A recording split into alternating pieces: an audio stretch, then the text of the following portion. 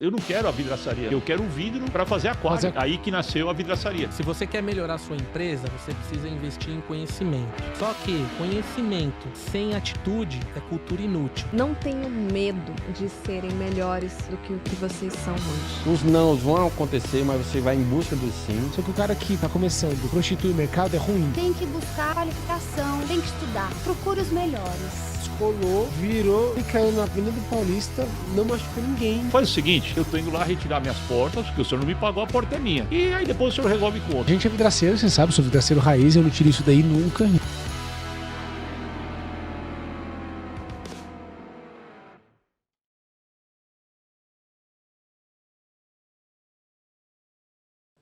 Fala pessoal, mais uma vez estamos aqui no podcast do Vidro na Obra. Episódio número 38. E hoje eu tô trazendo uma personalidade do setor que muita gente ouviu esse nome, conhece esse nome, mas não conhece a história por trás desse nome. Ele só tem 39 anos de experiência. Começou com 14 anos de idade, eu comecei com 15, eu tenho 33 de vida, 34 fiz agora. 53 anos, paulistano da Gema, casado com a Andréia, pai do Vinícius, consultor mais requisitado do Brasil, Crescêncio Petrucci. Seja bem-vindo, Crescêncio. Obrigado, Daniel. Prazer estar aqui. Muito bacana. Obrigado pelo convite. Eu tô convidando já faz um tempo, né? Desde que eu fui lá no evento da FESCO. Só que a agenda do Crescêncio apertadíssima. Ainda mais no final do ano, né? Mas eu consegui pegar após o carnaval, pegar um espacinho aqui na agenda dele. E ele vai contar a história dele, as obras dele. E vai inspirar muita gente também que tá aí acompanhando e querendo evoluir no setor de esquadrias. Antes de a gente começar a história, eu queria agradecer os patrocinadores, que sem eles isso daqui não acontece. Primeiramente, Gustavão, você me ajuda aí? Neoclon aqui na tela, aqui, ó, www.neoclon.com.br, Instagram, @Neoclon. A Neoclon faz parte do grupo da Clona Z, que é uma indústria de envasamento de silicone, que invasa todos os silicones ali da Dalcorn para um monte de gente. Todos os silicones da Neoclon é da Dalcorn, que é conhecida como Dal agora, né? Eles trocaram ali o nome. A Neoclon também invasa silicones para GE Momentive, então silicones de fachada glaze, da GE Momentive, todos invasados pela Neoclon. A Neoclon tem silicones, variedades de silicones coloridos para você que faz fachada de ACM também, vermelho, amarelo, tudo que é cor. Neutro, importante isso, neutro, silicone neutro, pelo amor de Deus, gente. Então, para quem não conhece a história da Neoclon, tem um episódio número 6 aí que a gente trouxe o diretor comercial. A Neoclon é uma empresa que a gente trabalha junto. Eu sou o cliente da Neoclon, todos os nossos silicones são comprados lá, porque atrás do silicone da Neoclon tem uma empresa de qualidade também, que é a Dow, uma empresa conhecida no setor. Os silicones da Blindex também são da Neoclon, então eles invasam silicones para várias indústrias. Tá bom? Queria agradecer também a Squad Group. Squadgroup.com.br é o site deles. E o Instagram é @SquadGroupSoftwares. A Squad Group é um grupo onde tem o 100, tem o Factory, tem o Preference, que são softwares diferentes. Vou falar um pouquinho sobre o 100. O 100, ele é o software onde faz orçamentos e projetos, tá? Ele é a ferramenta ideal para você buscar agilidade, precisão de orçamentos, traz relatórios que reduzem o tempo de produção, perda de material, você consegue otimizar as barras. É o melhor otimizador de mercado que a gente tem hoje. As grandes indústrias de esquadrias têm o 100 ou tem o Preference, que é do mesmo grupo. O 100 ele conta com mais de 170 linhas oficiais de esquadrias. Então, o sistemista que criou a linha de esquadria, o 100 pega exatamente o que o sistemista criou, colocou lá no catálogo deles e coloca no 100. Isso junto com o sistemista, fazendo uma colaboração em parceria. Tem projeto de alumínio e de PVC também, tá? Prontos para corte já. E integra também com máquinas de corte do mercado. Então, se você precisar aumentar a sua qualidade de orçamento, de produção, ter os custos de margem calculados com perfeição, apresentar suas propostas de uma forma moderna, interativa, com realidade aumentada, a Lumisoft tem ferramentas ideais. Então, o software 100 é o que a gente usa lá na empresa. Tem o Preference também, que é um software que eu estou namorando para dar uma migrada também, para fazer algumas fachadas. Aí a gente está com um consultor de fachadas aqui. A gente vai falar muito desse mercado. Então, a gente usa o 100, beleza? Por último, queria agradecer também a wrglass.com.br, que é o site deles, e @wr_glass. A WR Glass, ela tem pelo menos 1.700 produtos no catálogo deles, tá? Eles produzem ferragem de inox, ferragem para vidro temperado, soluções para guarda-corpo. Então, se você precisa de algo especial, chama a WR, entra no Instagram. Tem um time de vendedores gigantesco, atende o Brasil inteiro, tá bom? Tamo junto. Obrigado, pessoal. Agora vamos ao que interessa. Tá todo mundo aqui ansioso. Eu agradeço a oportunidade de eu ter o podcast e conseguir conhecer pessoas extraordinárias que a gente admira, a gente vê as revistas, eu leio muito a revista, assim. A gente atende algumas construtoras e fala assim, projeto de quem? Crescêncio. As obras, se passa na Marginal, aquelas obras. Crescêncio. Você vê aquele nome... Cara, esse cara é foda. E aí eu tenho o prazer de conseguir colocar ele aqui na mesa para contar um pouco da sua história, passar alguns cases para a gente, experiências, e trazer outra visão também para a gente conseguir evoluir, crescer no nosso setor, com as nossas empresas. Crescêncio, antes eu queria que você falasse qual a sua história, de onde você veio, formação, se não teve formação, conta tudo, sem pressa, que eu falei assim, é um papo de boteca, assim, fica à vontade, não se preocupa com o tempo, eu só peço, se não der tempo de contar tudo, que eu acho que não vai dar, você tem que prometer que você vai voltar, tá bom? Tá bom. Então, fica à vontade, se apresente pra galera e vamos que vamos. Beleza, senta que lá vem a história. Senta que lá vem a história. Não, assim... eu comecei... Eu não tenho outra... Vamos dizer assim, outra atividade a não ser toda ela, minha vida profissional ligada à área de esquadria de alumínio e vidro, né? E eu entrei nessa área meio que sem querer. Minha madrinha, ela tinha um tio, um parente, um primo que era bispo. Vai vendo a história. E ele... por ser bispo, etc., ele ia muito para a Itália, para Roma, etc., e trazia souvenirs que são da Igreja Católica, etc., que bastante gente tem interesse. E no bairro do Limão, onde eu morava, tinha uma empresa de esquadria e minha madrinha tinha contato, né, com o dono dessa empresa, etc. e tal. Minha família toda tinha contato com o dono dessa empresa, que era Prando Pavanello. E aí ela foi entregar uma encomenda, que era essa encomenda, sei lá, eu não sei o nome, tá? Mas uma vela lá, benzida, alguma coisa nesse sentido. E aí o dono dessa empresa, e aí, como é que tá os filhos do seu Crescêncio, etc., o Crescencinho, não sei o que. Ele falou assim, ele já está com 14 anos e tal. Tá Naquela época podia trabalhar com 14 anos. Naquela época podia trabalhar com 14 anos. Ele falou, manda ele vir aqui. Opa! E aí fui eu lá, né? Então a culpa é da madrinha. A culpa é da madrinha. E aí a madrinha... Aí eu cheguei lá para trabalhar com 14 anos numa empresa de esquadria no chão de fábrica como ajudante. Para fazer tudo. Furar, montar, parafusar. 14 anos? Você nasceu em 1971? Eu nasci em 1970. Então você tinha em 84. Só pra gente fazer a linha do tempo, que eu gosto da linha do tempo. Então, isso começou tudo em 1984. E voltando até um pouquinho atrás, minha família inteira, assim, ela não tem vamos dizer assim, um direcionamento de uma atividade só. Por exemplo, tem muita gente da área de construção, que todo mundo é engenheiro, tem muita gente da área de saúde, que a maior parte é médico. Não, na minha família tem médico, advogado. É diversificado. Totalmente diversificado. Então, por exemplo, reunião de família, a gente não conversa sobre trabalho.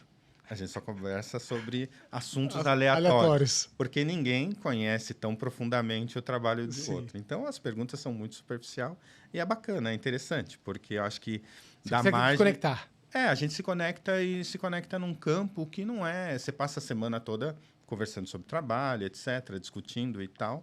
Enfim. E meu pai também, eu acho que só meu pai meu pai é italiano, é imigrante. Caraca. E é bem curioso, porque ele nasceu em 1900. Lembra? Eu nasci em 1970. Nossa. Então, imagina a idade dele. E ele teve 2 casamentos, né? E, no primeiro casamento, meus 5 irmãos. E depois, no segundo casamento, eu e o meu irmão Júlio, que é mais ou menos da mesma idade, etc. E crescemos juntos.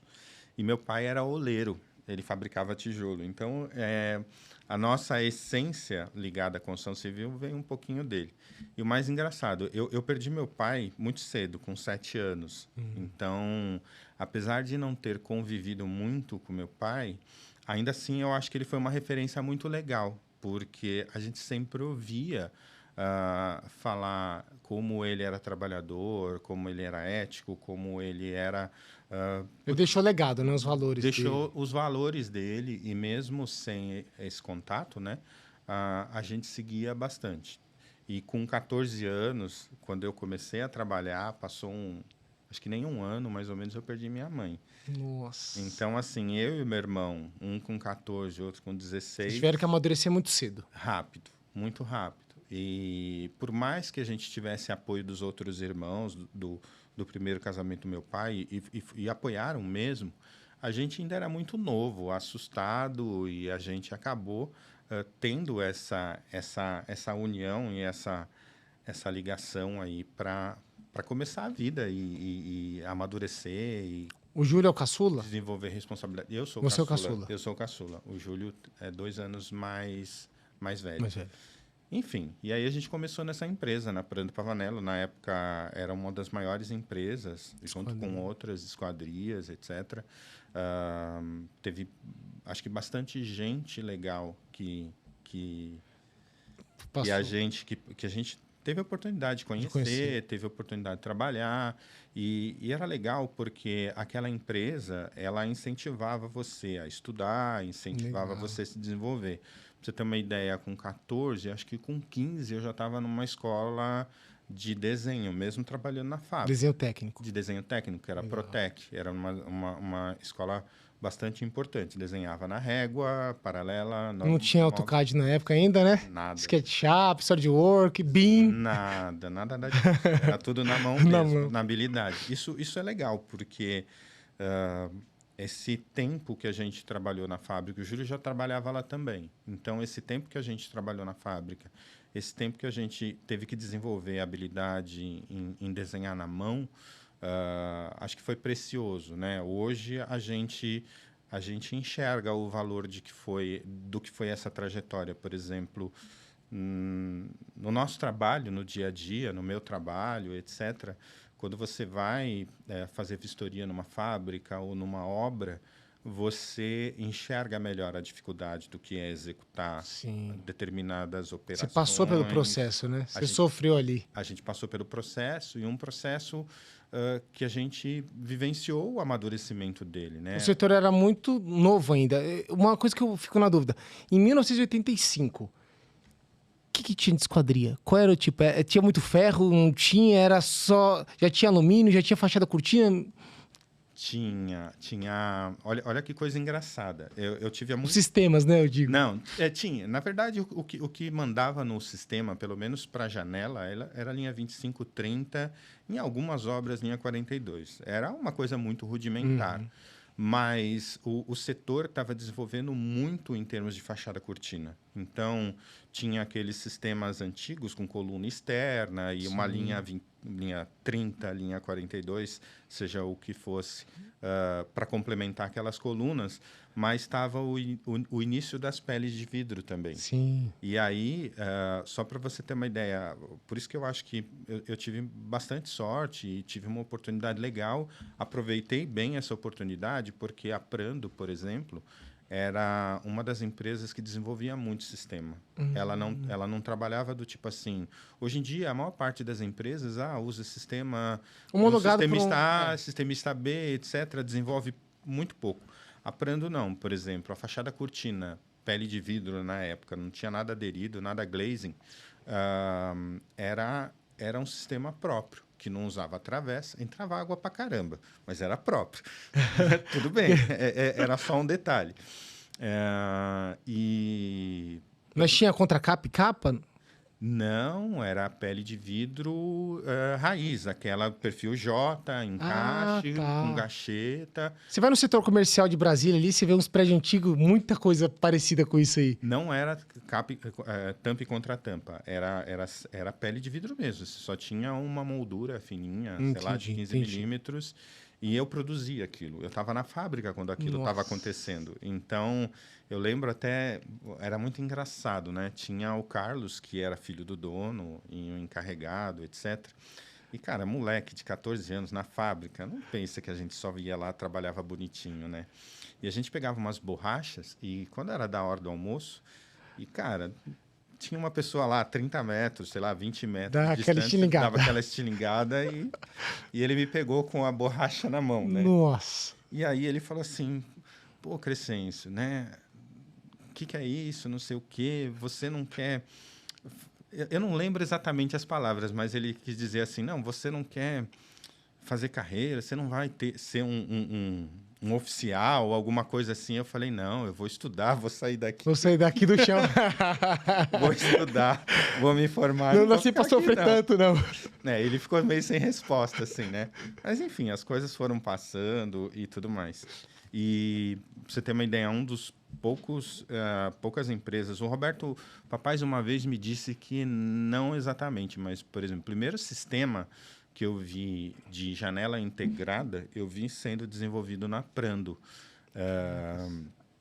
que ele chamava de monobloco, que era tudo composto, porque até então todos os sistemas com persianas era a caixa independente do sistema de janela. Ele criou um acoplado. Isso. A gente copiava, ele copiou inclusive de um italiano que veio para cá, se estabeleceu. Eu não sabia dessa história, fiquei sabendo há pouco tempo, até pelo Roberto Papais. Mas, enfim, foi o primeiro sistema que a gente chamou de monobloco que começou a ser produzido em massa, em grande escala, etc. Você lembra a época isso? Putz, eu acho... Era na década de 80 ainda, antes de 1990. Teve uma coisa muito engraçada. O Armando, que era a pessoa lá também, acho que viajou, foi numa dessas feiras, se não me engano, Batimate, etc., e a gente desenvolveu perfil, desenvolveu acessório, inclusive acessório, porque montava lá com barra de aço inox, etc. e tal, uma das primeiras janelas paralelas. Ela tinha 3 níveis de vedação, etc. Engraçado, ele gastou com ferramenta, produziu material, não vendeu uma única obra, Daniel, 0 obra. Era uma janela com fecho multiponto, os braços pantográficos. Era muito evoluído para a época. Muito evoluído para a época. E também não encaixava no preço. Era tipo assim, não me lembro exatamente, não consigo afirmar, mas era quase um lançamento na Europa que ele copiou, trouxe para o Brasil e, cara... Mas ele não abrasileirou, porque o pessoal, hoje em dia, ele vai para a Europa... Pega as coisas insuladas e transforma para o vidro monolítico aqui. Normal. Então, ele não é brasileiro, né? Não é brasileiro. E aí ele lançou aquilo, etc., e aquilo não vingou. Tinha um outro que era bastante interessante, que depois apareceu na Alcoa, que era uma fachada cortina, pele de vidro, clássica dessa, mas com baguete, que você colocava e pintava de qualquer cor. Então,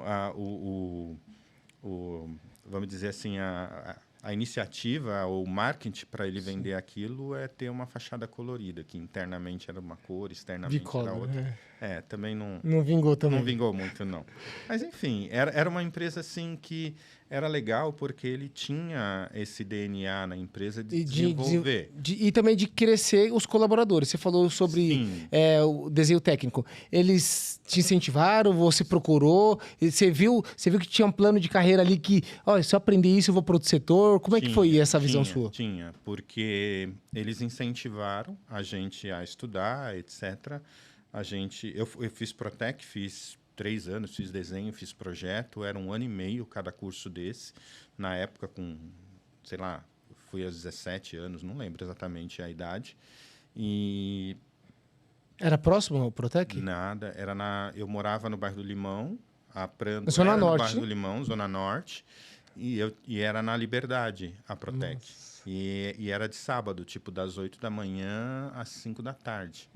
Pauleira, assim. Não, eu pergunto assim, porque o pessoal pensa que tudo foi fácil na vida, né? Nada. Pra você ter uma ideia, 3 anos nessa batalha. Eu trabalhava. Segunda a sexta? Segunda a sexta. Estudava à noite, porque era o que restava. Eu tinha 14 anos. Verdade. Tava Você tinha que fazendo colégio, sei lá o quê. E E sábado Que era pra você descansar, você tava fazendo o o curso. dia inteiro. Caraca. Das 8 da manhã, pegar busão, etc. Aí, nunca foi fácil, viu, pessoal? Não. Nunca foi fácil.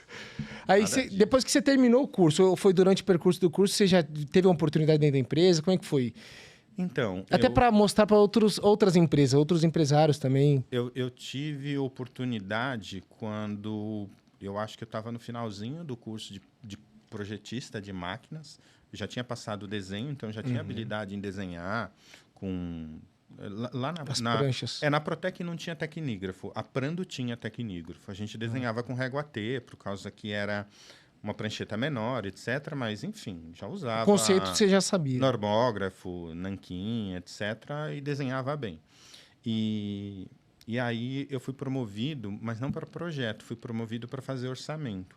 Então, só que que nem o auxiliar de orçamentista, que era eu, tinha que tirar cópia heliográfica. Já cansei de cheirar amoníaco para revelar as cópias. Cópia heliográfica era assim, era um papel especial, você botava o vegetal num rolo, tinha uma máquina lá, e tinha que botar numa caixa com amoníaco para revelar as cópias. Nossa. Porque não tinha nada de internet, não tinha PDF, não tinha mandar assim.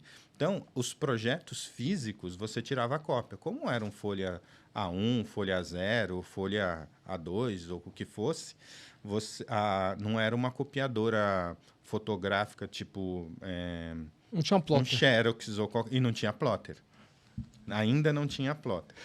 Aí, beleza, eu era o cara que tirava a cópia heliográfica. Nossa, você E fazia o aí, trabalho sujo, meu fazia Deus. trabalho sujo e mal cheiroso. E era auxiliar de orçamento. Usava máscara na época? Nada, zero. Nem máscara, nem leite, nem qualquer coisa. Aí, tá vendo? Tá vivo hoje. Zero. Hoje Tô não pode. vivo. Hoje não pode fazer nada que tudo é problema, tudo é doença. Hoje as pessoas estão mais frágeis, eu digo. Sim, né? sim.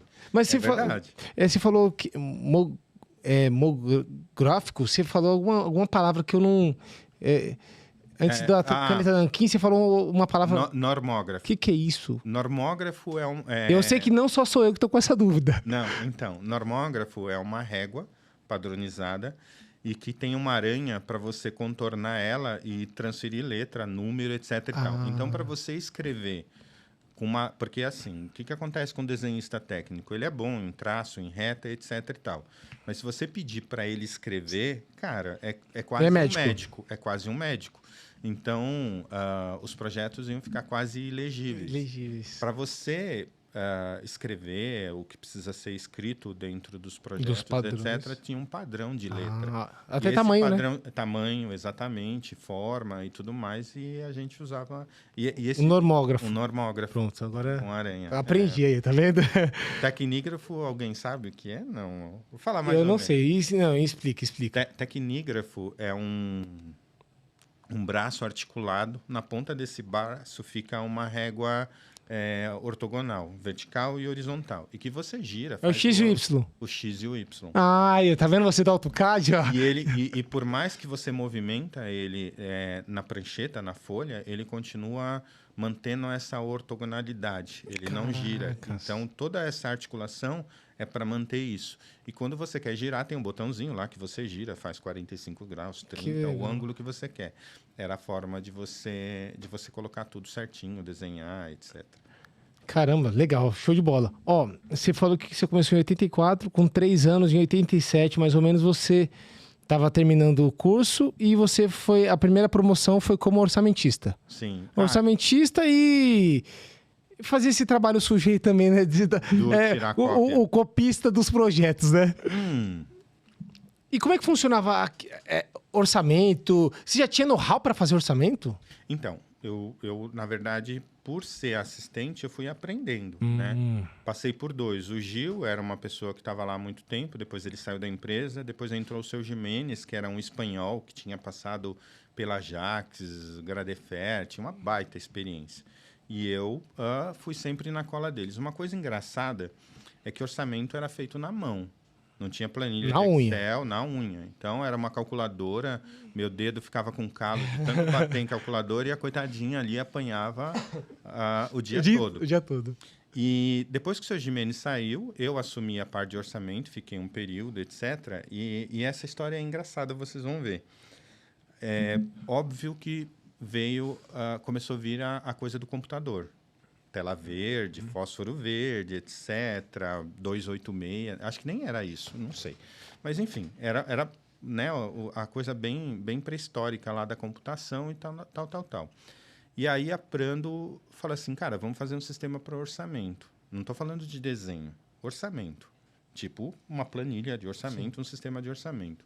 Aí foi feito o primeiro e tinha uma pessoa, eu não lembro o nome, acho que era Gustavo, não lembro. Era um cara que era programador, analista de sistemas, sei lá qual que era a TI, o profissão cara do dele. TI. E eu tinha que dar as coordenadas, te dar qual que era a inteligência por trás de fazer um orçamento. E qual que era a nossa inteligência? Era por cortes, o peso do corte. Então, você precisa ter uma noção muito boa de projeto mentalmente, sem olhar o projeto. Não tinha consultor, tá? Era tipo... Tinha catálogos assim, com sistemas? Tinha catálogo, mas Mas você tinha que fazer a conta na unha. catálogo de perfis. A solução técnica era Você que sua. montava o Lego. Montava o Lego. E começava pelo orçamentista. Porque depois isso virava contrato e depois iam Você passar tem que para produzir projeto. o que foi vendido. Exatamente. Então, o principal, um dos principais, não digo o único, mas um dos principais desenvolvedores era o orçamentista.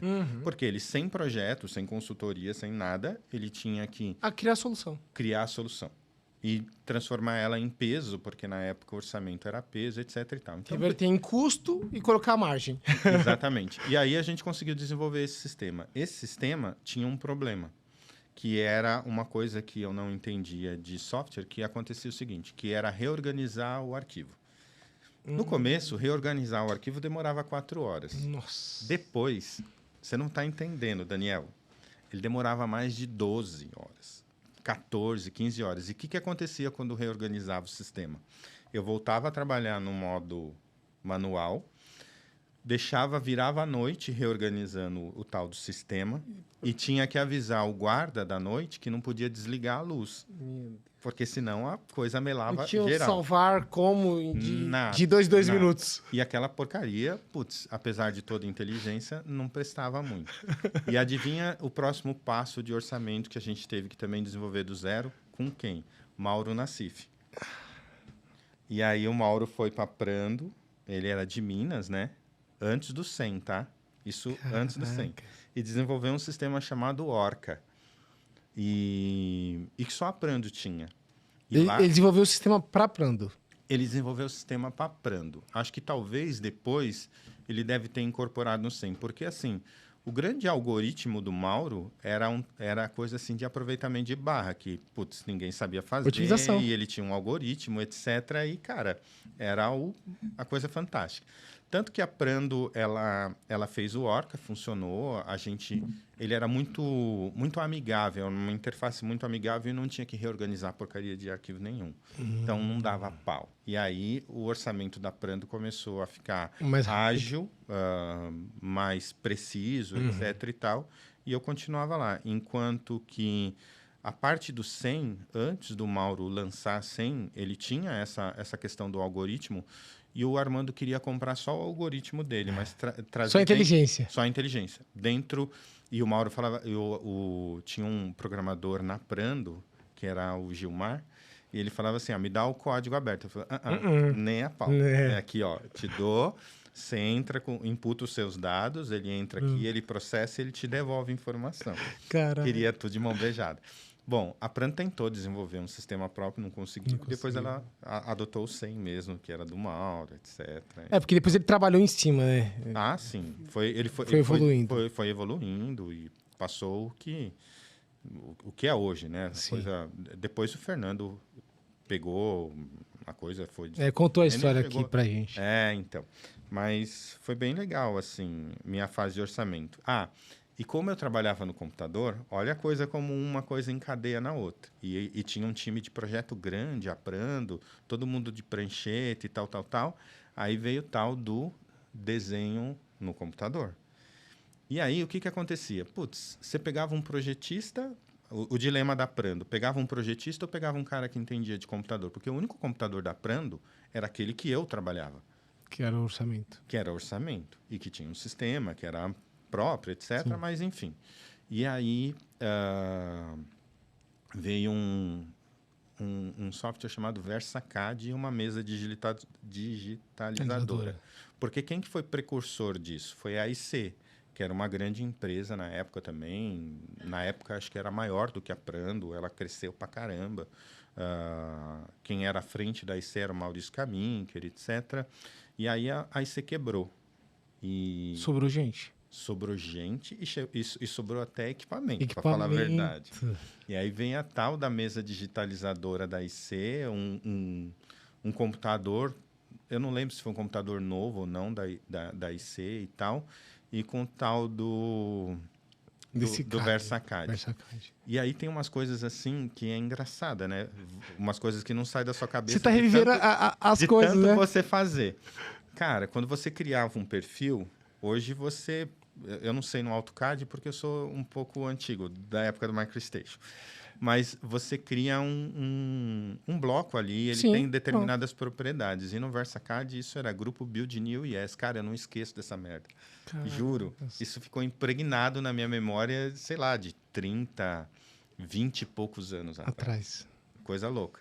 E eu lembro como que faz o grupo no VersaCAD, que é grupo Build New Yes. Mas o perfil ou a janela se agrupava? O perfil, cada perfil. E aí a gente conseguia mover ou programar a mesa digitalizadora e mexer e etc. E aí eu virei projetista. Cara, mas quando chegou o computador, você que começou a aprender? Tinha um cara que já fazia? Tinha um cara que já fazia, mas ele era um cara muito bom. Desculpa, deixa eu beber água. E eu gosto muito da linha do tempo, porque a gente vai chegando nos dias atuais.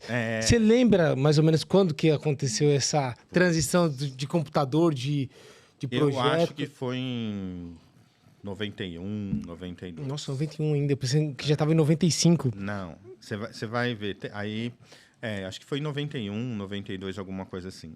Só que isso não durou muito tempo também. Porque aí a Alcoa, esse software era limitado, evidentemente, dependia de mesa digitalizadora. Tinha o Marcos, que é a pessoa que veio da IC, ele era um cara muito bom nessa parte de TI, de coisas, etc., mas ele não entendia nada de esquadria. Então, ele não fazia sozinho e ele meio que deu treinamento para mim, para que eu operasse. A mesa digitalizadora e desenvolvesse os projetos. O engraçado, como toda empresa, né, do tipo assim, cara, gastei uma grana, tá aqui equipamento, etc, faz o projeto aí, tipo... Faz acontecer agora. Faz acontecer. Tá com 21 anos, você tá com a mente boa. É isso aí. Mas, enfim, era sempre assim. Aí veio um outro passo, que foi o MicroStation, isso começou na Alcoa. A Alcoa aderiu ao MicroStation por ser canadense, americano, enfim, veio um software de lá, não veio o AutoCAD, e desenvolveu todo o mercado aqui de São Paulo em cima do MicroStation. Então, era Prando, acho que Alcoa e mais um monte de galera. E a Alcoa era a empresa mais proeminente assim, do setor naquela época. A Alcan era, eu diria, mais inteligente. Tinha os melhores técnicos, mas a Alcoa era muito forte também. E a Prando adotou. E aí, de novo, vai eu fazer curso de MicroStation, aí não precisava de mesa digitalizadora e trabalho. Você sempre se renovando, sempre aprendendo. Sempre. Na hora que você aprendeu, você já está desatualizado, você tem... Já vai de novo. E aí, sempre. Então, toda oportunidade que surgia... de crescimento. De desenvolvimento, de crescimento, etc., eu estava presente lá. Caracas. E aí... Então, você pegou do início mesmo. Chão de fábrica, desenho na mão, desenho no... orçamento na mão, orçamento no software inicial, que a computador... São antigamente era Era DOS. muito básica. E aí você foi evoluindo. Mesa digitalizadora. Eu não consigo nem imaginar. Deve ser um trambolho isso aí. É um trambolho. Deve ser um trambolho. É um Para trambolho. os tempos antigos. Isso falando de 1990. Plotter. Alguém já viu plotter? Hoje todo mundo fala de plotter, todo mundo entende o que Sim. é, né? Mas e plotter de pena? Nem Ninguém sabe o imagino. que é, né? Tenho nem noção. Cara, então, nesse meio todo, assim, né? Quando a Prando começou a investir muito em equipamento. Quando tinha MicroStation, a gente comprou o primeiro plotter, e é um plotter de pena. O que é um plotter de pena? Você tem uma espécie de uma lapiseira, ou você tem uma caneta nanquim, de várias espessuras. Só que ela fazia uma coisa de cada vez. Por exemplo, você tem um projeto que você usou de caneta, nanquim. Tipo layer. Tipo layer. Você usou... E tinha uma coisa muito interessante. Se você usou 03, 05 e 08, por exemplo, primeiro você põe a 03, ela faz todo o traço de 03. Aí depois você põe 05 e assim por diante. E quando você queria desenhar lápis, você tinha uma lapiseira. Tipo uma lapiseira. Caramba. Não é uma Pentel. Era de acrílico ali, você botava o coisa e ele desenhava. Nessa época eu estava fazendo... Pra você ver como a minha trajetória talvez não fosse tão, naquela época, pelo menos não era a minha intenção, muito pro mercado de esquadria nem por coisa. Eu fazia elétrica na Federal e tinha outras intenções. Eu lembro que eu vi uma matéria de que... aliás, eu vou rever as datas aqui. Eu tinha 20 anos quando a minha esposa ficou grávida, Andréia. Então, 1990. 1990. Então, O Vinícius tem 34? tem 32. Ele é de 91. Ah, né? Então 33. Eu tenho 34, que eu sou de 90. Ele é de 91. Então, ele tem 33. Ou então vai fazer esse ano. Ele vai fazer 33. Ele tem 32. Olha eu passando vergonha com meu filho. E aí, eu lembro que... Você estava casado com 20 anos. Casado. Minha esposa com 16 e eu com 20. Caraca. E a gente resolveu casar e... Eu já estava acostumado com uma vida assim... Você amadureceu muito cedo também. Exato. Para mim, não era uma coisa... Nossa, que isso, 20 anos casado. Sim. Para mim, só tinha que ter mais responsabilidade e mais boca para alimentar. É isso aí. Normal. E eu me lembro que... Engraçado, né? Isso durante todo esse período. E eu lembro que várias vezes eu tive que fazer curso de desenho. Fiz Protec. Também, quando tinha uma matéria que era desenho técnico, por exemplo, na Federal, e que eu lembro... Isso é falar de professor, né? Eu não lembro o nome do professor, mas ele é muito ruim. E eu tinha esse acesso. Eu fiz um projeto, que era um desenho lá para você ter nota, etc. E eu fiz no plotter, ou seja, era perfeito. Lembra com a lapiseira que eu te falei? E aí eu só tive que fazer o quê? Furar para falar que eu fiz as concordâncias com compasso. Tá. As cotas, né? Fiz concordância, usei compasso, etc. Tal. Fiz alguma coisinha que eu apaguei ali e entreguei pro cara. Pergunta se eu tirei 10? Não. Ele achou um absurdo. Você copiou, você pegou de alguém. Não, ele nem falou nada. Ele falou, não tá perfeito, tá ruim, é 8. Filha da mãe. Bem ruim. É porque ele não conseguia fazer igual. Não sei. Acho que não. Não conseguia. Mas, enfim, são curiosidades. E uma coisa também, muito curiosa, que no final do curso eu tinha que fazer estágio, né? Só que eu já era um técnico, já era um projetista, etc. Calma aí. Isso em 2003. 1993, perdão. Você resolveu fazer a Federal quando? Quando você entrou na Federal? 89. Nossa, então você estava com 19 anos na Federal. Você terminou o curso de projeto de desenho lá na Protec com 17, 18 anos, aí você já passou na Federal. Então. Tinha uma época que, você vai e volta, mas a gente... Isso é muito legal. Você falou de inspiração. Tinha uma época que eu trabalhava na Prando. Eu lembro disso. Foi muito legal. Eu trabalhava na Prando, de segunda a sexta. estudava na Protec de sábado, lembra que eu falei o dia Sim. inteiro? E fazia cursinho. Pra passar na federal. Exato. De sábado à tarde e de domingo o dia inteiro. Nossa. Juro. Não tinha zero. Você não tinha vida. Não tinha vida. Aí, o que aconteceu? Como era uma sobrecarga muito grande, puta, era 7 dias por semana, 24, quase, né? Todo esse tempo no ar. Eu lembro que isso me ajudou bastante. A Prando, eu tinha férias vencidas. E, tipo, acho que eu tinha 2 férias. Sabe quando você vai acumulando, você não pode vencer 2 e tal? Aí eu fiz um acordo com o Armando e falei assim, cara, faz o seguinte, eu quero entrar, quero estudar, quero... E eu falei assim, em vez de você me dar 1 mês de férias, ou 2 meses de férias, você me dá 4 meses e eu trabalho meio período. Então, eu ia para Prando de manhã, vai vendo. Aí, agora eu me lembro, eu ia fazer cursinho à tarde, tinha que estudar, isso é mesmo, tinha que estudar acho que à noite, ou não lembro se eu estava estudando, mas eu sei que era muito puxado. Era a Protec, e logo que eu terminei a Protec, eu já fui para o Federal, já fui estudar e foi uma coisa na outra. Caramba, comer os livros. Comendo os livros. E quando eu estava sei lá, no quarto ano, quinto ano, não lembro, quarto ano da Federal, aí a Andrea ficou grávida, aí no último ano eu tinha uma criancinha, que de vez em quando eu levava lá, mas no último ano. E aí eu tinha um dilema, que era... Eu tinha que fazer estágio para comprovar o período lá de graduação, etc. E na Prando não podia ser o estágio lá. Então, foi lá. Mas a minha intenção... Mas você, calma aí, você é engenheiro elétrico? Então, não sou. Sou civil também. Mas civil foi uma coisa depois. Mas você se formou nessa época em engenheiro elétrico. Sim. Mas por que você escolheu engenharia elétrica? Você não queria ser serralheiro? Não queria. Não adianta, se cortou com alumínio, gente, já era. Já era. Não tem jeito. Não, tem alumínio sangue, não tem. Mas porque eu tinha um plano de carreira um pouco diferente. Lembra quando eu falei pro Carlos, não, vou estudar. Sim. Tava com a borracha na mão. Tá dando estilingada em alguém.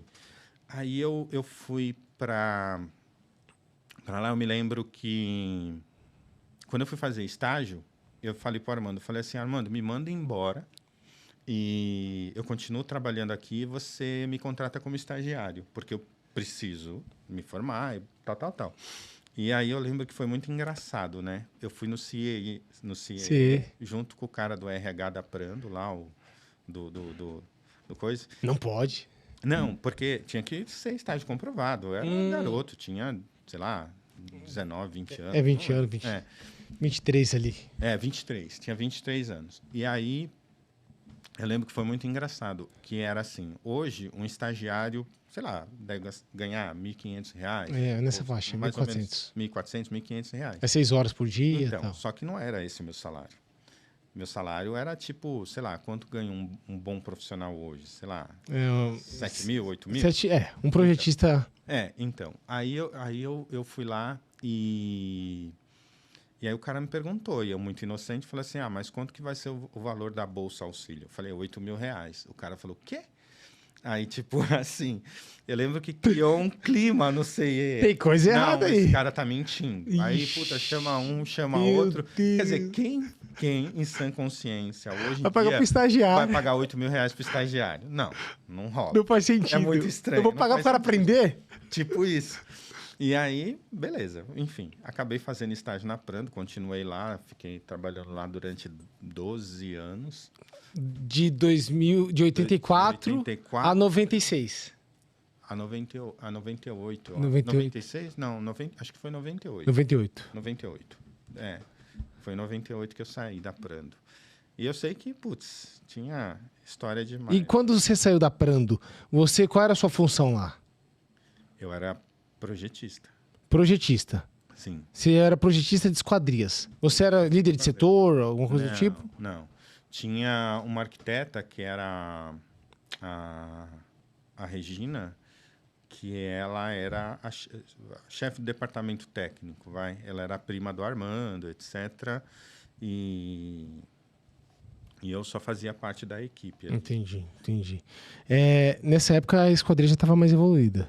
Tava. Que já tinha software melhores. Tinha. O projeto era... 90, tu já tinha Windows 95, né? Acho que sim. Acho que sim. E eu era bom. Hoje eu sou uma negação com essas É porque você era operacional, né? Total. Putz, fazia... Assim, trabalhava muito com DOS, um pouco com Lisp. Fazia bastante coisa. Dava para personalizar algumas coisas, etc. Trabalhava bastante com...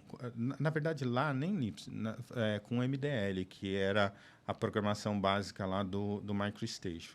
Então, putz, a gente customizou bastante coisa naquela época. Coisa que ainda, inclusive, carrega um pouquinho. Essa bagagem. E quando você saiu de lá, foi amigável? Você quis sair? Como é que foi essa situação? E você foi fazer o que depois? Foi super amigável. Na verdade, eu recebi um convite do Mário Newton. Caracas. Aí a gente tinha algum contato, né? Porque ele, como consultor, ele frequentava a Prando. Na época, o Igor também já era consultor, etc. Os dois frequentavam bastante a Prando. E aí, nessa época, eu recebi um convite do Mário Newton. A gente foi conversar, etc. E eu apavorado, né? Falei assim, cara, um projetista de nada aqui, né? Atrás do computador, que, putz, só fica ali fazendo o projeto, etc. e tal. E eu lembro que, na época, Daniel, muito engraçado, né? A gente tinha algumas referências no mercado. Sim. Por exemplo, Luiz Antônio, que era o chefe do departamento técnico da IC.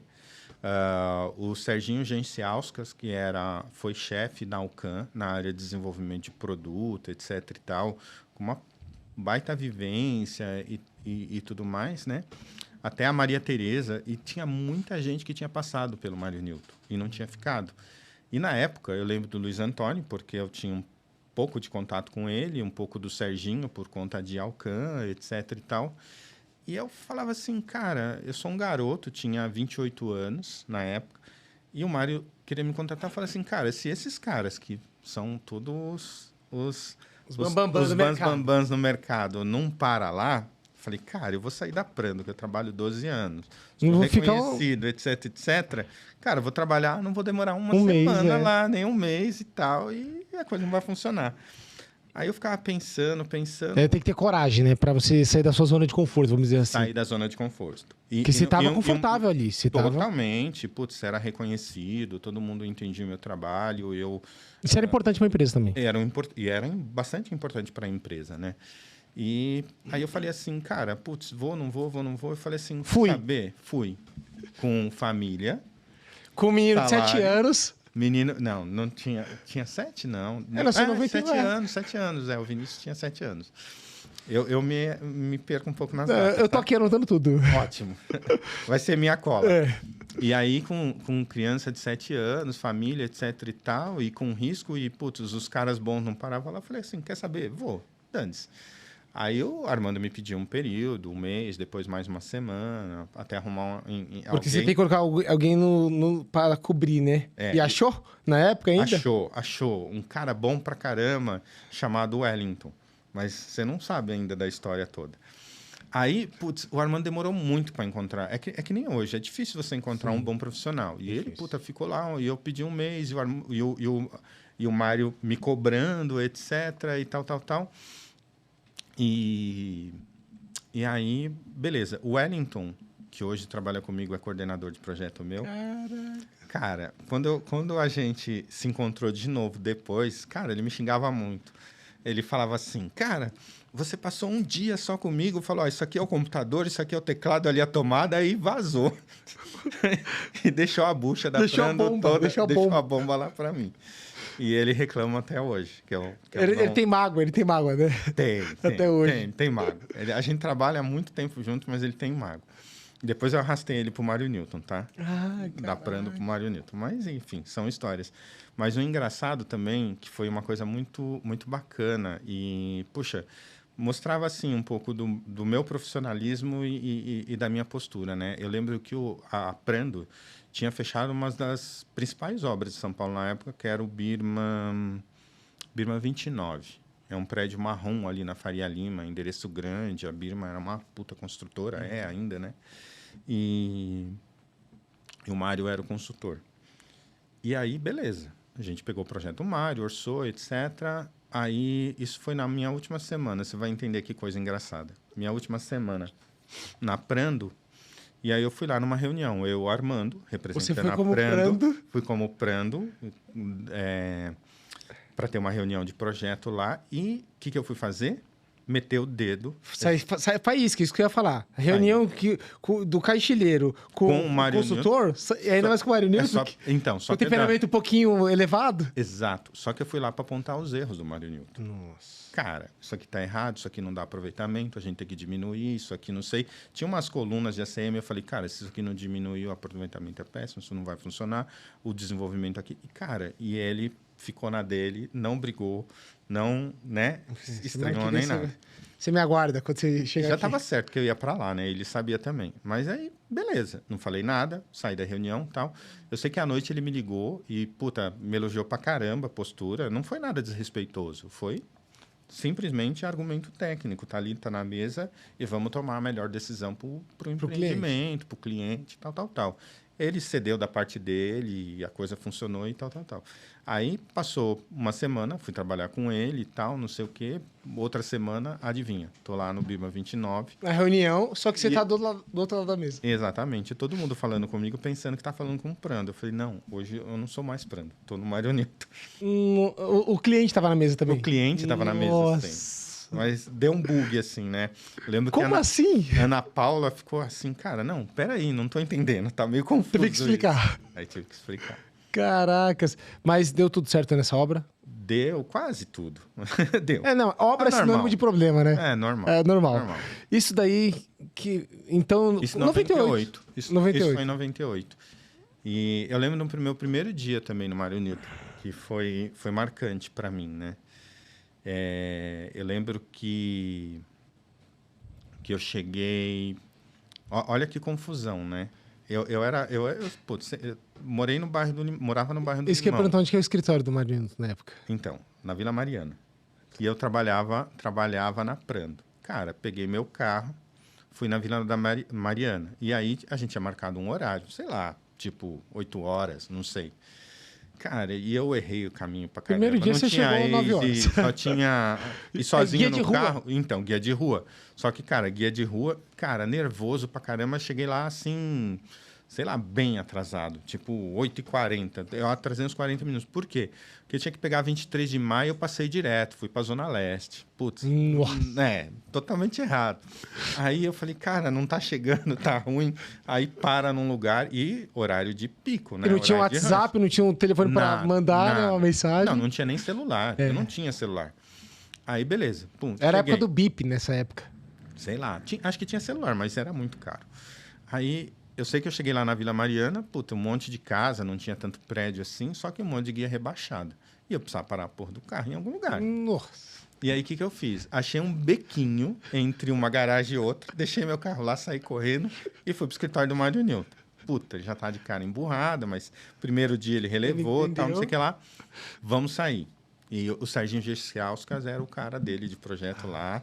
Que Ele é o braço direito. E era a minha referência. O Serginho é o papa das esquadrias, né? Ele e Mário Newton junto, nossa, acabou o mercado. E aí, beleza. Cumprimentei ele rapidinho, tal, ele me tirou do escritório, botou no carro e a gente foi correr. Cara, a primeira obra era Sul América, que depois virou o Colégio São Paulo lá da Marginal. Mas era um prédio corporativo da Sul América, seguros na época. E quem estava fazendo era a Imecol. Imecol, depois de toda a quebradeira, era uma das grandes empresas lá depois do Plano Collor e tal, era uma das grandes e bastante respeitada e tal. Aí cheguei lá, o Mário foi fazer vistoria, e aí ele subiu na obra, eu subi junto com ele e tal, não sei o quê, e o pessoal estava recortando vidro na obra. E era glazing, era vidro colado. E estava recortando, e para recortar, só que estava no quadro, se não me engano. Não era unitizado, tudo stick e tal. E o que ele fazia? Ele tirava o vidro, recortava o quadro e colava de novo. Na obra. Fita dupla face. Não, silicone estrutural. E aí, beleza. Mas silicone estrutural, entre aspas, você vai entender a treta. E aí o Mário Vistoriano, tal, putz, quem tá cortando, tal, não sei o que lá, já brigando, xingando todo mundo. Cara, de uma pilha de vidros que estava num cavalete, eu não tiro as bisnagas de silicone, pergunta se era estrutural. silicone de vedação. Meu Deus. Cara, o Mário, assim, acabou com o encarregado que estava lá, assim. E aí, quando ele desceu, falou um monte e tal, não sei o quê, papapá. Quando a gente desceu para o escritório, ia na sala do gerente da obra, do gerente de contratos da obra, era a Gafisa na época e tal. E quando ele chegou lá, chegou todo mundo junto. O gerente estava lá na sala dele, o Mário Newton entrou, e quem que estava lá? Era o Edson Linhares, que era o dono da Imecol. Aí o Edson Linhares chegou para o Mário e falou assim, bom dia. Ele falou assim, não fala comigo, não dirija a palavra a mim. Pro dono da Imecol.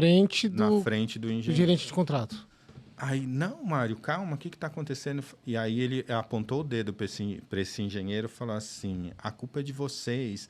E ele não falava bonzinho, falava gritando, assim, do tipo assim, vocês merecem isso, tal, não sei o quê, e tal, vocês estão fodidos e não sei o quê. E eu vou falar uma coisa, próxima obra que esse cara entrar na obra, você pode ter certeza, eu saio, eu não faço mais trabalho para você. E a Gafisa era a maior construtora da época.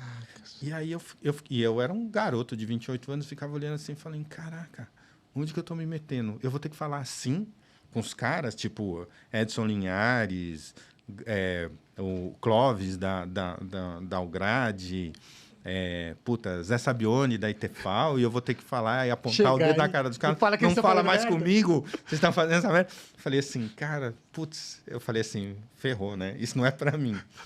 Mas, é melhor ficar atrás do computador. E para coroar o final do dia, aí eu rodei com ele outras obras, e a gente foi ver um monte de coisa, etc. E para coroar o final do dia, adivinha? Seu carro. Então, quando eu chego lá, cara, tava a família de um lado, família do outro. Cara, eu não deixei os caras sem colocar o carro na garagem deles. E, puta, xingaram pra caramba e não sei o que, não sei o que lá. Esse foi meu batismo, Mário Newton. O primeiro dia, não? Primeiro dia, Mário Newton, batismo geral. Meu, mas só o primeiro dia você já tem um know-how gigantesco, porque você já tem conhecimento de obra, você vai pra campo. Sim. Você aprende muito. Ele te ensinava bastante também? Ele falava o porquê ele tava fazendo aquilo?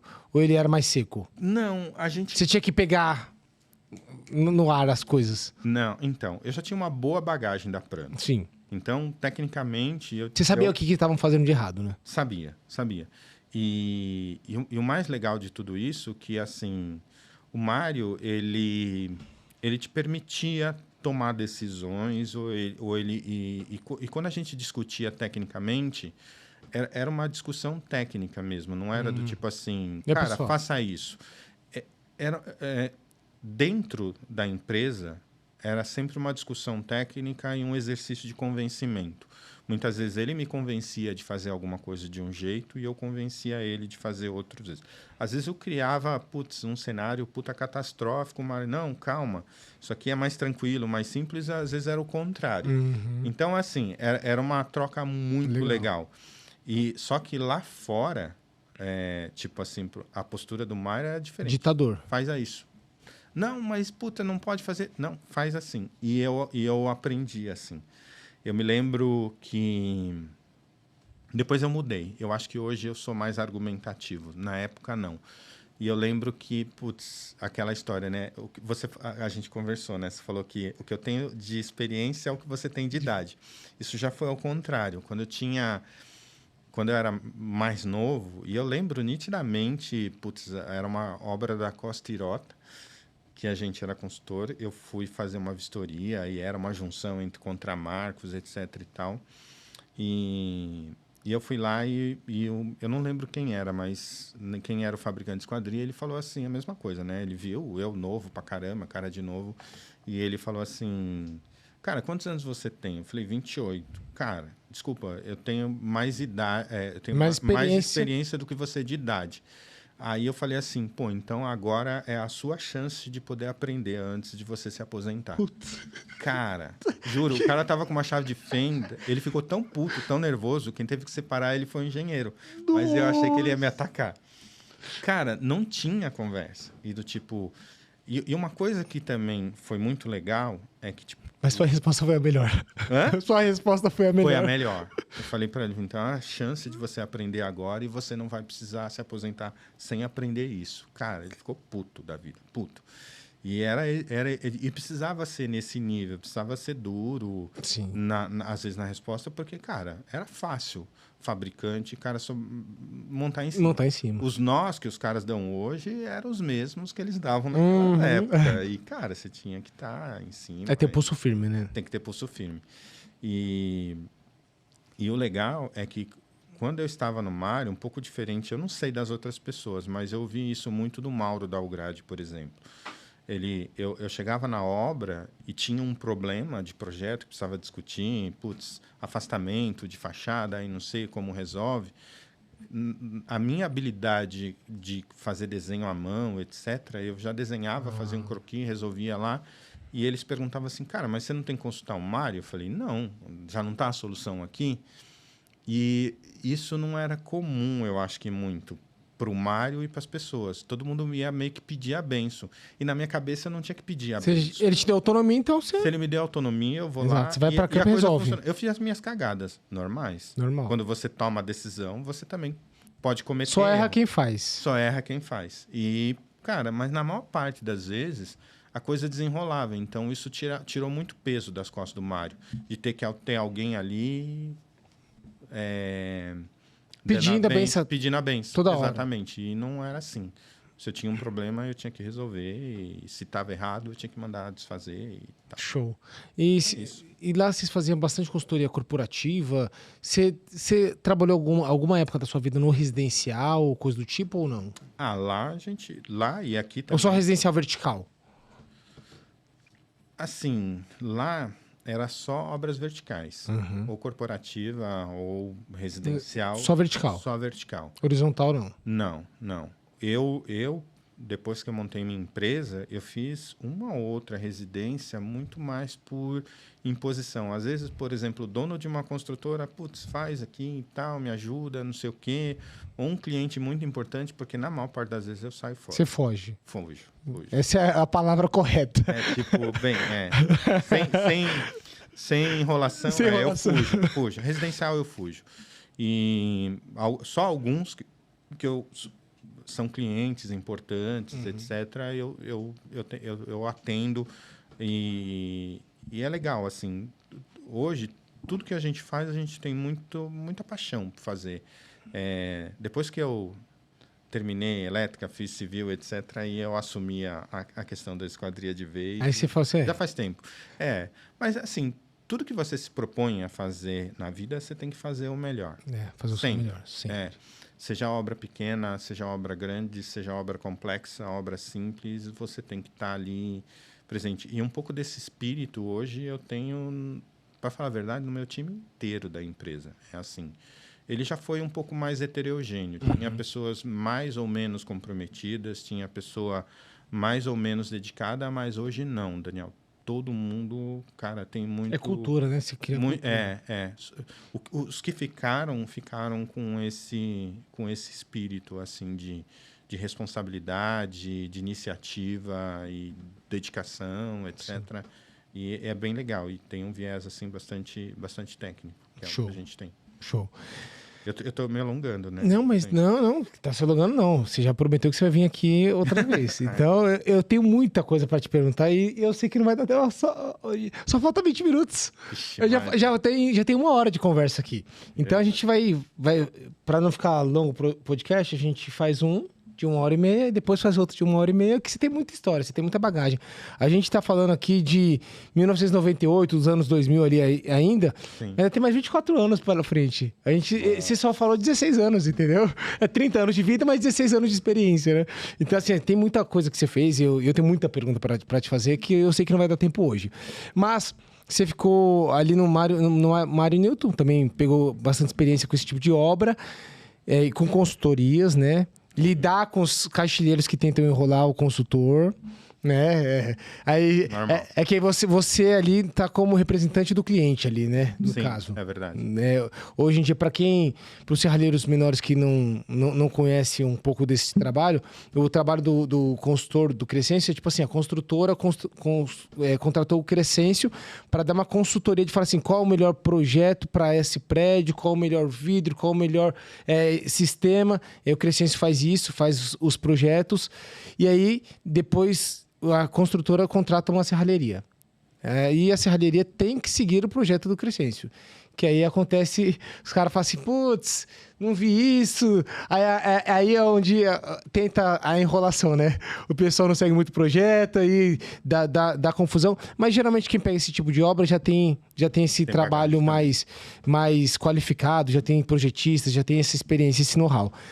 Você saiu do Mário Newton e você resolveu. Qual foi o estalo de você falar assim, vou abrir minha consultoria? Por que você tomou essa decisão? Conta um pouquinho sobre essa transição. Poxa, eu fiquei no Mário Newton 9 anos, né? E sempre fui funcionário. Essa é a verdade, Daniel.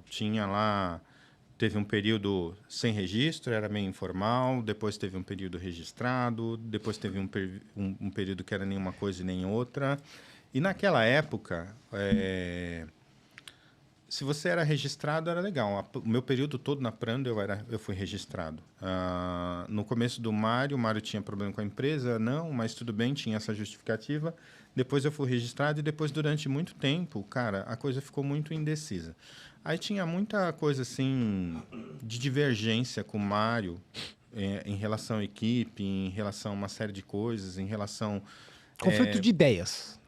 De ideias e de valores. Entendi. Essa era a verdade. E a coisa foi indo. Da mesma maneira que eu entrei na Prando sem querer, eu saí do Mário quase que sem querer. Eu me lembro que foi uma conversa dura, uma conversa difícil, porque assim tinham pessoas importantes no Mário. Tinha eu, Luiz, eu era o braço direito na parte técnica de projeto, etc. e tal, Luiz na parte de obra. E o Mário tinha convidado o Sérgio Pascoal para ser sócio dele. E ele vinha num formato diferente, enfim... E tinha muita indecisão sobre vários aspectos, e ele tinha proposto fazer uma sociedade, mas aquela sociedade que ele era o majoritário absoluto, e você ficava ali, e eu estava meio indeciso com aquilo e tal. Uma sociedade leonina, né? Que é só para um lado. Não, mas era uma coisa assim. E a proposta que ele jogou na mesa. A proposta que ele pôs na mesa, etc e tal, nem vou dizer nada. E cabia a mim tomar uma decisão de continuar ou não continuar. E eu tinha interesse de continuar, mas ainda estava pensando, porque eu também não tinha muitas alternativas. Nessa época, eu tinha acabado de me formar em engenheiro civil. Isso foi em 2007, 2006? 2005, 2006. 2005, se eu não me engano. E aí, eu lembro que foi almoçar eu, o Mário e o Luiz. E era numa sexta-feira. E a gente foi num restaurante ali na Vila Mariana, normal, etc. Coisa de trabalho e tal. Aí teve uns lances também que me desagradaram muito. Pra você ter uma ideia, nesse período que eu estava no Mário, eu tive uma doença no olho que chamava uveites, que ela muda a pressão do olho, eu tenho risco de ficar cego, etc. e tal. E eu lembro que é uma história legal, interessante. Aqui é para contar a história, pode contar. Quando eu tive essa doença, foi no período de faculdade. Meu olho ficava muito, muito irritado. E ficou muito irritado durante alguns dias. Era por conta de computador, alguma coisa? Não. É uma bactéria que infecta o teu olho. E eu lembro que a médica falou assim, cara, não se procura muito saber a forma de contágio, porque tem N. Os médicos procuram em tratar. E aí, o que aconteceu? Eu ficava irritado. Eu falei, putz, será que eu estou tendo que fazer trabalho de faculdade? Será que eu estou trabalhando demais? É o computador, é isso, é tela, é falta de dormir. Tinha que, às vezes, ir à noite fazendo trabalho, tal. Aquela sobrecarga toda normal. E irritou. Aí eu falei assim, cara, vou no médico. Por alguma razão qualquer, eu fui no Hospital das Clínicas. Eu não tinha convênio na época, não tinha nada. Cheguei lá, uma médica me examinou. Cara, daqui a um pouco vem mais um médico, daqui a um pouco mais um médico, daqui a um pouco outro médico. Eu falei, cara, que tá acontecendo? Novidade, eu sou novidade aqui. Falei, cara, o que tá acontecendo? Aí ele falou, tem o uveites, não sabia o que era, tal, isso aí pode evoluir para glaucoma e você pode ficar cego. Cacete. Aí eu falei, putz, tá bom. Aí ela me deu um colírio para pingar no olho, era Eu esqueci o nome, mas Tipo antibiótico? tipo um antibiótico bem forte, etc. Um corticoide e um outro tal. Aí, beleza. Tomei, assim, Daniel, sem brincadeira. Aí ela falou assim, e você tem que voltar aqui toda semana. Então, tipo, Acompanhamento. quarta-feira você tem que estar aqui de volta. Hospital das Clínicas, hospital público, etc e tal. Aí, beleza. Aí, aqueles 3 dias... e usa óculos escuros, tal. Comprei um óculos escuro vagabundo, passei o negócio, tal, não sei o que lá. 3 dias, não tinha mais irritação nenhuma no olho. Tudo normal, enxergava bem, tal. Aí, eu lembro que... Num desses dias, que era para eu ir lá, eu não fui. Aí, Por qual motivo? Foi por mais trabalho, mais neutro, pressão, e papapá, tem que entregar, projeto, não sei o que lá. Fui trabalhar. Cara, por incrível... E nessa época eu tinha celular. Aí, cara, me liga uma pessoa, seu Crescêncio, o senhor não tá aqui hoje, eu estou esperando o senhor, tal, não sei o quê. Cara, O Hospital das Clínicas te ligou. hospital público, interesse meu, não sei o quê. Quando alguém, algum médico, pode ser particular, vai falar assim, você precisa estar aqui, etc, etc. Cara, foi assim, inacreditável. Eu me arrepiei até hoje, e falei assim, cara, se essa mulher ligou e está preocupada comigo, ele falou, isso é importante, isso é perigoso, não sei o quê, você precisa estar aqui, precisa fazer um exame, não sei o quê, não sei o quê, não sei o quê lá.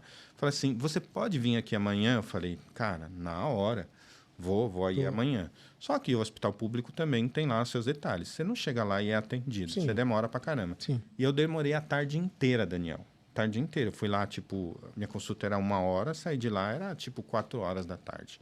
Mas passei pelo exame, aí ela falou toda a gravidade, deu mais coisa, etc. Voltei a fazer o tratamento, papapá. Só que quando eu cheguei no Mário, cara, ele ficou irritadíssimo comigo, porque era o dia que ele tinha que voltar para o Rio e ele tinha vários assuntos para tratar comigo. E a gente não conseguiu conversar, mas ele, nem dirigiu a palavra minha. Eu fiquei puto com isso, né, também. Cara, é minha saúde, eu vou ficar cego, quer dizer, sabe, qual que é o valor disso? Então, foram várias coisinhas. Eu quebrei a mão, trabalhei lá com a mão quebrada e, vários aspectos. Enfim, tudo isso... Desgastou. Tudo isso vai desgastando, etc e tal. E eu lembro que nesse almoço que eu estava te comentando, o Mário já tinha feito a proposta, a sociedade, Sérgio Pascoal, Luiz e tal, não sei o quê, papapá. E aí a gente estava almoçando e eu lembro que eu tinha ficado 4 anos sem registro lá. Nessa enrolação de vai ser desse jeito, vai ser daquele e tal, não sei o quê, papapá. E aí ele chegou, e eu falei assim para ele, e ele me cobrou no almoço, falou assim, Crescente, você tem que falar, vai, não vamos, vai assim, não vai, não sei o que lá. Falei, Mário, vou pensar nesse final de semana e te respondo. E aí ele na hora, e ele é um lorde, né, grosseiro do jeito dele, fala assim, não, você tem que decidir agora. Eu falei, então tá bom, então eu tô fora e não continuo mais. Então, não foi uma coisa pensada. Não foi uma coisa que eu planejei. Não foi uma coisa do tipo assim, cara, não, vou sair, vou montar minha empresa e papapá. Foi numa hora, assim, cara, de uma resposta dura, porque eu fiquei pensando, cara, você me enrolou durante 4 anos. Eu estou te pedindo um final de semana e você quer resposta agora? Então, a resposta é simples. Não. Essa empresa não serve mais para mim. Vou fazer qualquer coisa, mas aqui eu não Você não vou sabia ficar. nem o que você ia fazer. Não, ele ficou sem ação. O Luiz ficou sem ação. O Mário, eu lembro que o Luiz era meu amigo e é meu amigo ainda hoje. Eu lembro assim, o Luiz falava assim, cara, o Mário, depois de anos, já estava fora, anos, ele perguntava assim, você sabia e não me falou nada. Você sabia. Ele não sabia porra nenhuma, não sabia nada. Nem você sabia. Nem eu sabia, né? Ainda mais o Luiz sabia. E aí, foi. Aí ele falou, mas você vai ficar... Eu falei, fica os 30 dias aí e tal, não sei o que lá, enfim. Resumo da história. Saí do Mário, brigado, a gente sem se falar, de um estresse, assim, absurdo, porque ele não esperava isso, nem eu esperava, mas eu saí, de certa maneira, aliviado. E eu tinha alguns planos, assim, na época... Nos 30 dias você começou a pensar os planos. Comecei a pensar os planos. Na época, Criar assim... estratégia. eu ainda estava muito fresco o meu contato com a minha galera de faculdade. Falei, cara... 2005, 2007 ali, né? 2006. 2006. Aí eu falei assim, cara, vou montar uma construtora. Aí a gente fez um trabalho com uma cooperativa juntos de orçamento e terminalidade de obra e tal. Isso nos finais de semana e tal. E tinha um outro plano interessante. Na época, o Júlio, meu irmão, ele estava na Rotif e ele era engenheiro mecânico. E ele, cara, se metia em tudo quanto as obras da Rotif para esquadria. Ele fez o Banco de Boston, que foi uma baita obra, e estava tratando de outras obras e tal. E eu falei assim, cara, por que eu não vou ser um engenheiro civil, cara, numa puta construtora? Vou ganhar um salário do caramba, vou ser importante e vou cuidar de todas as obras. Minha intenção inicial era, por exemplo, ser o consultor de carteira assinada, por exemplo, da Gafisa. E aí Eles não iam ter gasto mais com consultorias. Mais ou menos isso, né? Não entendi alguns aspectos, mas falei assim, cara, vou me candidatar lá. E ficava pensando. Quem me fez um pouco desistir dessa ideia e montar a empresa de consultoria, cara, foi minha esposa. Ela falou, não, cara, você conhece, você tem experiência, tem você isso, tem know-how tem pra aquilo, e não sei o quê. E assim, Seu ela filho com 15 anos... 15 anos e ela não pensou duas vezes. O que ela fez? Meio que quase independente de mim, foi lá, abriu uma empresa, botou, dá aí seu documento, abre e tal, tá aqui. O CNPJ, criou o CNPJ para Criou o você. CNPJ. Ela foi seu contador. Seu contador é esse, isso aqui é seu CNPJ, Vai começa trabalhar. aí. Aonde? Cara, no Bate porta. quarto do meu filho, Caracas. 2006. 2006. Eu fiz uma anotação aqui, calma aí, 2006. Mas em 2006 você já pegou uma obra da Petrobras. Sim, foi a minha primeira obra. Sua primeira obra? Então, vou explicar como foi essa obra. Quem estava fazendo a obra era a Rotif. Ah, o Júlio O Júlio estava na Rotif. Aí o Júlio falou... E eu lembro que, na época, o Júlio até... acho que tinha interesse de fazer com o Mário, etc e tal, mas o Mário, puta, era lotado, prazo, aquelas coisas. Que nem... Hoje você. Mais ou menos. Parecido. E eu lembro que o Júlio falou assim, cara, vamos fazer o seguinte... E olha só como foi a minha primeira obra. Eu falei assim, olha... E eu não tinha grana, não tinha nada. Ele falou assim, o Geia, que é um gestor lá da Rotif, etc., mas ele presta consultoria, ele vai para Macaé, que a Rotif tinha fechado a obra de Macaé, e ele vai levar você e tem uma reunião com o Irineu, que é o gerente de contratos da obra. Falei, tá bom. O gerente de contrato, nesse caso, era outra empresa? Não, gerente de contrato era gerente de contratos da Rotif. Ah, tá. E o Geia era um prestador de serviço para a Rotif. Entendi. O Geia era tipo um consultor de tudo, sabe? Entendi. E aí ele falou assim, puta, vem comigo. Aí a gente pegou o avião, foi para o Rio de Janeiro. Do Rio de Janeiro pegava Essa história é maluca, você vai entender. A gente foi para o Rio de Janeiro, voo normal, Congonhas, ponte aérea. Chegou lá no Rio de Janeiro, a gente pegava um voo pequenininho, um avião pequenininho, que era Ocean Air. Meu Deus. É um avião pequeno. Aí, putz, ele ia para Macaé. A gente chegava cedo no Santos Dumont, pegava esse avião, chegava mais ou menos umas 11 horas da manhã lá em Macaé. De lá a gente foi para a obra, aí reunião, tal. Aí o Irineu chegou para mim e falou assim, Crescencio, minto, antes disso tudo eu já tinha feito uma proposta para eles e tinha mandado. De consultoria para desenvolver o projeto da obra. Proposta super baratinha, não fazia ideia, botar preço. Não sabia como cobrar. Nem cobrar, nem nada. E a gente ia, em tese, negociar essa proposta. Aí chegou lá, o Irineu chega para mim e fala assim, Crescencio, eu preciso do projeto em 7 dias. Cara, eu gelei assim, né? Cara, você lembra quantos metros quadrados tinha? Puta, a obra era gigante. Eram 2 sedes da Petrobras. Quantas toneladas, você lembra alguma coisa? Uma porrada de toneladas. Eu não lembro. Mas eram 2 obras grandes. Envolvia fachada cortina, esquadria em trivão, tudo glazing. E quando se fala projeto, é detalhamento, né? Tudo. Spider, cobertura. É impossível. Brise, passarela e tal. Aí a única coisa que eu falei pro Irineu é o seguinte, em 7 dias eu entrego para você o projeto das esquadrias. E depois mais 7 o do Brise, porque o Brise era uma outra história. daquele coisa. E assim, ele enfiou e eu falei assim, não, ele nem negociou o preço. E aí eu fiquei apavorado, falei assim, puta, como que eu vou entregar esse negócio em uma semana, né? E depois em mais uma semana. E eu Deus de falei braço, assim, cara, né? eu não tenho nada, tenho um computador, um software lá e, puta, que nem era legal, óbvio, naquela época. Enfim, aí eu fechei, mas olha o complemento dessa história. Aí você chegou lá 11 horas pra fazer a reunião com ele. Cheguei às 11 horas, mas vai vendo o complemento da coisa. Cheguei às 11 horas, fiz reunião com ele, ele falou, então tá bom, tá contratado. Agora à tarde tem uma reunião de projeto para cuidar de painel de concreto arquitetônico, eu acho que, se eu não me engano, na época era com a Stamp, e interface com caixilho, etc e tal. E eu já tinha experiência com painel, etc e tal. Eu falei, tá bom, né? Cara, a reunião era 1h da tarde. Aí, isso, eu acho que era numa quarta-feira. É pré-moldado esse? Pré-moldado. Pré-moldado. É, Isso é uma treta com os caixilheiros Eu sei. gigantesca. Ainda vai acontecer com a fachada. Os caras apoiam tudo e falam assim, não pode colocar nada aqui. Não. Eu tenho uma confusão brava com esses Não, caras. mas era painel de concreto arquitetônico e painel pré-moldado.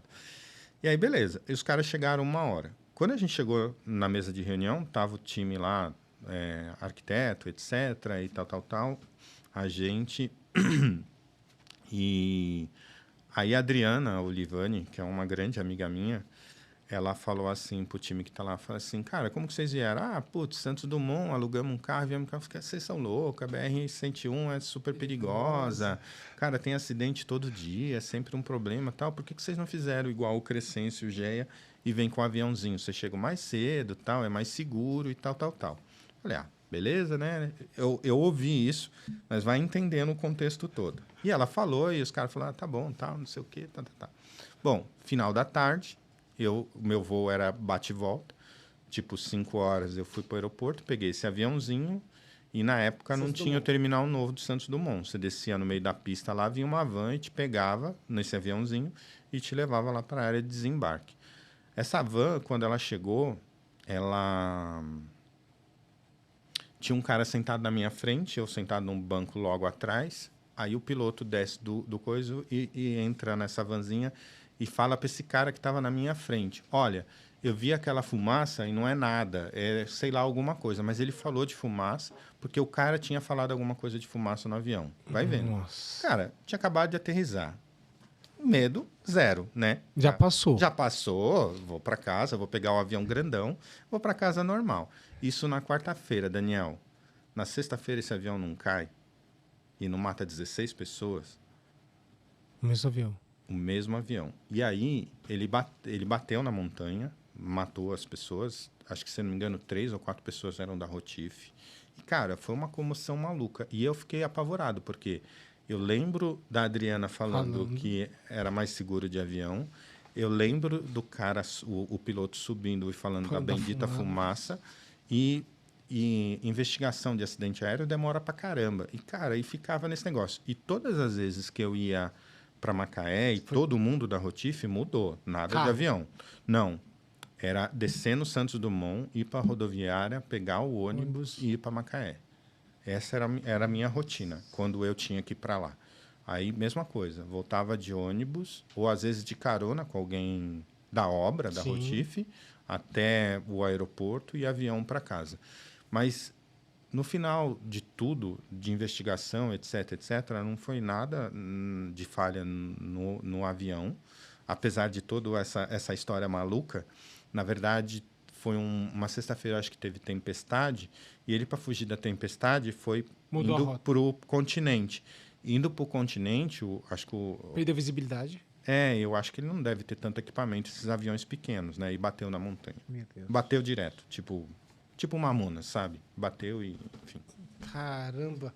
E você... Mas eu estava lá 2 dias antes do acidente e usei o mesmo avião. Porque era... Era o mesmo piloto? Não Não sei. sabe.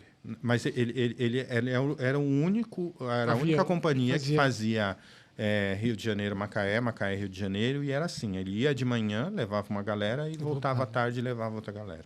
Caramba. Louco. Nossa. Não, e eu imagino você fazendo a obra, indo para essas reuniões e lembrando desse acontecido. Durante até todo o período de investigação, cara, eu não me esquecia de todas essas coisas. E eu nunca me esqueci. E era muito nítido. Eu sabia que cara, sentei do lado esquerdo do ônibus, o cara estava na minha frente, o piloto lá tudo de branquinho, com as listinhas dele falando pro cara que a fumaça não tinha nada a ver. Era um óleo lá, não sei das quantas. Caracas, meu Deus. Que livramento, né? Que livramento. Mas Olha, tá vendo que... Ó, eu nem falei, ó. A gente parou em esse podcast, eu tô falando que é 3 horas, a gente parou no ano de 2007. Foi 2007, salve da Petrobras? Foi 2007. Ó, foi 2007. A gente tem a primeira fachada unitizada que eu queria falar com você. É o primeiro projeto de fachada cortina unitizada também, com o sistema de ancoragem niveladora, que eu sei que você está envolvido. Fachada produzida na China. Foi.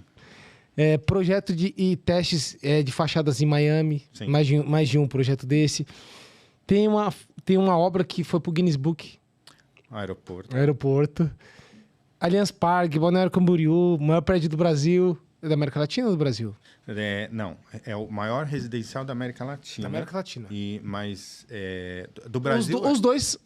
Residencial, porque eles pedem para o Costanera Tower, que é um prédio no Chile. Uhum. Pede para um edifício, se não me engano, no Panamá e um no México. Mas então, assim, corporativos. Então, um é hotel, que é do Panamá, e os outros 2 são corporativos. Então, mas da América Latina, os 2 que você fez o projeto... O primeiro e o segundo é seu. O primeiro e o segundo. Caramba, tá vendo, pessoal? Não dá pra falar tudo hoje. Tem muita coisa. Você promete aqui, ó, um compromisso público, que se você volta... Prometo, eu volto sim. Você volta aí, ó. Isso é compromisso público, não tem cortes, hein, pessoal? Eu volto. Gustavão, eu queria agradecer aqui, você coloca pra gente... Quem tava passando aqui nessa tela aqui de fundo. Me ajuda aí. Deixa eu pegar minha colinha aqui também. Queria agradecer a Hélia aqui, ó, aeliaindustria.com.br, @aeliaindustria. O Max veio aqui no podcast número 19, vende 20 milhões de ferragem para vidro temperado aí. É uma história muito bonita também. É uma empresa de valores, né? É assim que cuida dos funcionários. Tem funcionário com 17 anos lá na empresa. E aí você vê como a cultura da empresa, a valorização com as pessoas é importante. Obrigado, Max, pelo apoio. Queria agradecer também aqui Sistema Slick. Aqui eu sou o techacessorios.com.br. @Sistemas Slick, que é a história também que a gente contou do Marcelino aqui, de vidraçamento de sacada. É um sistema que ele criou, que ele foi um dos pioneiros aqui no Brasil, junto com a empresa que trouxe o sistema europeu e abrasileirou, que é comum do nosso padrão de mercado. Então, Marcelino, obrigado pela parceria. Agradecer a Berga Odontologia, que cuidar da aparência é muito importante também. Então, você vende, então você tem que estar com aparência boa, você tem que estar tanto vestimenta como sorriso. Então, obrigado, Berga. E agradecer o Cirilo também, que é um parceiro meu sócio na mentoria, consultor também de esquadrias. Já passou aqui 2 vezes também, porque tem muita história. Esses consultores têm muita história, né? Então, agradecer o Cirilão. Por último, eu queria pedir para você vai voltar aqui, mas olhar para aquela câmera ali, falar para essa galera que quer participar de obras maiores, que quer crescer a serralheria, qual o conselho que você dá para eles? Ou então para o cara que hoje está no chão de fábrica, como você já esteve um dia, e quer ser um consultor, ou então olha aquela sala de projeto com o pessoal no ar-condicionado lá e fala assim, eu quero ficar lá, eu quero aprender isso. Qual o conselho que você dá para eles? Fica à vontade. A tela é sua. As lentes são suas. Legal. Bom, eu acho que dedicação, estudar bastante, né? Ter iniciativa e fazer tudo aquilo que você tiver que fazer, sempre buscar fazer o melhor. Não importa o reconhecimento, não importa se aquilo que você está fazendo é grande ou pequeno, enfim, mas você sempre doar o seu melhor, fazer aquilo que você consegue fazer de melhor. O crescimento ele é automático. Tudo que você for fazer melhor, e com certeza você vai cometer erros, e o importante é aprender com esses erros. ter a atitude de assumir os próprios erros, não vamos dizer assim, não arrumar desculpa que fatores externos provocaram determinadas coisas quando você podia ter evitado ou podia ter feito melhor. Então, basicamente isso. Estudar bastante, etc. e trabalhar. Eu falo também que bacana, o mercado de esquadria é muito desafiador e ele também é bastante cativante, né? Eu falo que esquadria, para mim, tem projeto e o que for, né, de solução de esquadria, tem 3 pilares, né? Criatividade, tecnicidade e eu esqueci o outro. Habilidade. Na verdade, assim, criatividade, tecnicidade e... E a parte operacional de fazer os dois acontecer. Eu vou lembrar o outro, mas no próximo podcast. No próximo você fala. Porque aí eu falo tudo direitinho. Porque, assim, tudo que você vai desenvolver é um papel em branco, que a geometria do perfil, você tem bastante liberdade para criar a forma de que você precisa. Então, essa eu acho que é a parte da criatividade. E a tecnicidade, você tem que conhecer os materiais. Se você conhecer bem os materiais, você sabe como trabalhar eles da melhor forma para chegar no resultado segurança, que você precisa. Segurança, conforto térmico, acústico, desempenho. Tudo. E a outra parte eu respondo na próxima vez que eu vier. Show. É que as câmeras, olhando pra câmera, você fica meio tenso. Né? Aparece que tem um monte de gente ali atrás. Eu não tô acostumado com esse ambiente, não. Não, mas toda vez que a gente tá aqui, eu vou começar, eu também fico meio nervoso. Você reparou, né? Mas é isso. Pessoal, assim, eu fico... Pode colocar na tela grande, Gustavão. Eu fico, assim, muito grato, emocionado de conseguir...